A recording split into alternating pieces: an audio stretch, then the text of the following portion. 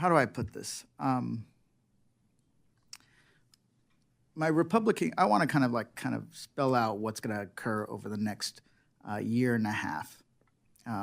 Ever since the Republicans on this committee in the Senate and President Trump passed their one big beautiful bill.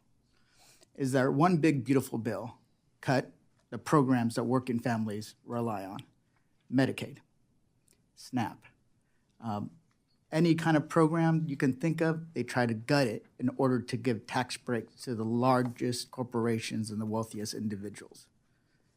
They were so embarrassed by it, they tried to have a meeting at the White House to rebrand it.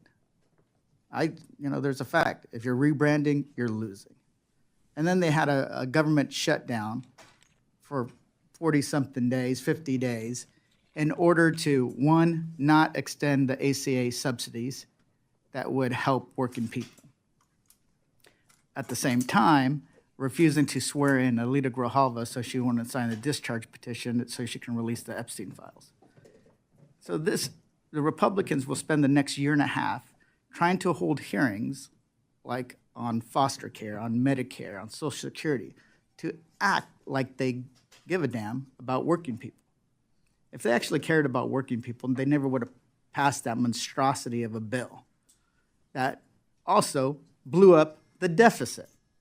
All the fiscal hawks on their side of the aisle were just talking BS since during their time in office when they passed a bill that they knew would blow up the deficit and the national debt.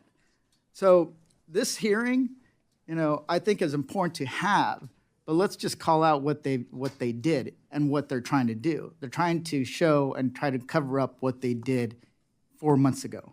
And when it comes to foster youth, which is even more, I think, atrocious, because they cut food assistance for the same kids that are on this program. These kids who are also, when they age out of the system, they're going to experience homelessness rates at higher rates than non-foster kids.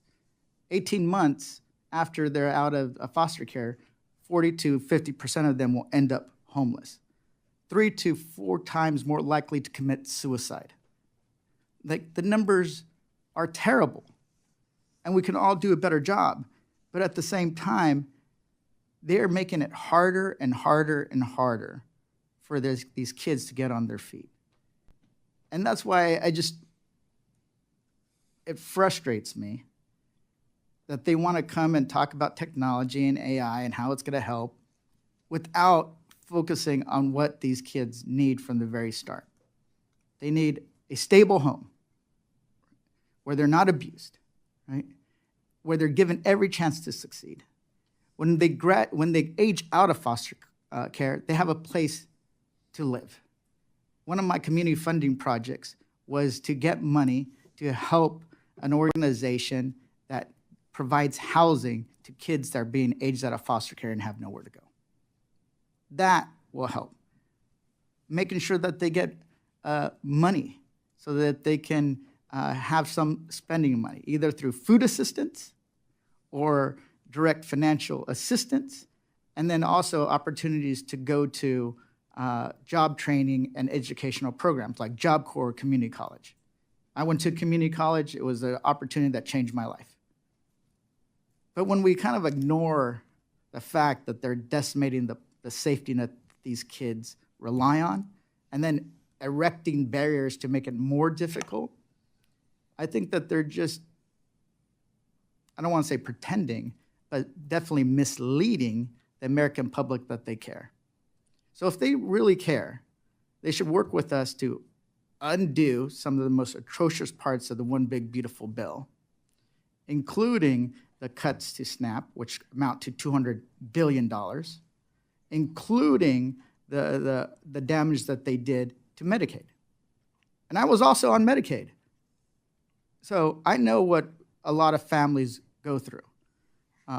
But when it comes to foster youth, if we're going to have a hearing, we should really focus on how these cuts hurt them. And here's the thing. If Democrats win back the House, we will have those hearings. on Medicaid cuts, on SNAP cuts, and what they do to these children so that we can find real solutions that actually help them, not hurt them. With that, I yield back.